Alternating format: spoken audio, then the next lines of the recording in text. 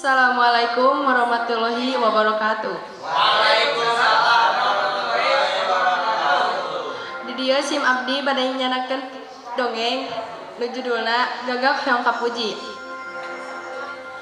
Aya gagak maling dengdeng ti pamoean, galebar hiber bari ngamahem dadeng teh karata kaladap silembur.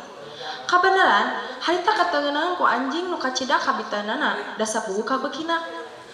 Ku sabab kitu ku anjing disamperkeun, tapi sanggeus aya anjing di handapeunana boro-boro ditanya teu dideret-deret acan, anjing mikir piakaleun supaya demi eta kapimilik ku manehna.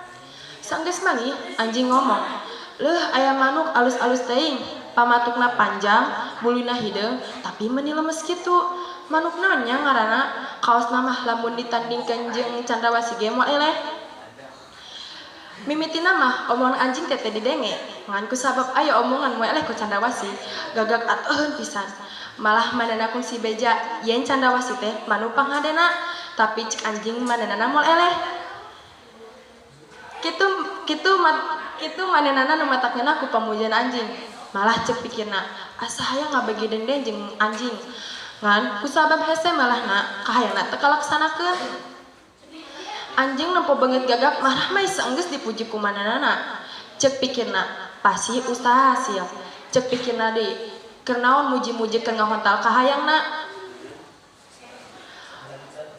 Kusabab kitu, pok deui anjing, lamun daekeun mah hayang nyobat jeung maruk nu sakitu lucuna, ngan rumasa sorangan mah satohina. Saumur-umur kudu ngadudungan sare digolodog, rajin mangihakeun oge pasesaan. Tapi najan teu bisa nyobat oge jeung manuk nu sakitu lucuna, atuh ngadenge-denge suarana meureun moal panasaran teuing.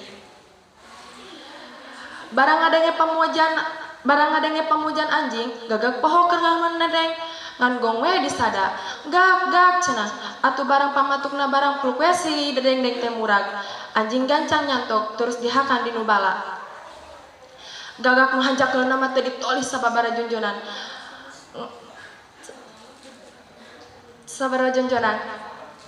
Ngan cidok we dina dahan bari ngararasakeun teungeunana ku kalakuan anjing. Manehna karek ngarti yen anjing muji bebeakan teh hayang dendeng nu diheumum ku manehna. Tidinya mah geleber gagak teh hibar rek neangan hileud keur ganti dendeng anu disanto ku anjing. Sakitu nu dipihatur ku si abdi.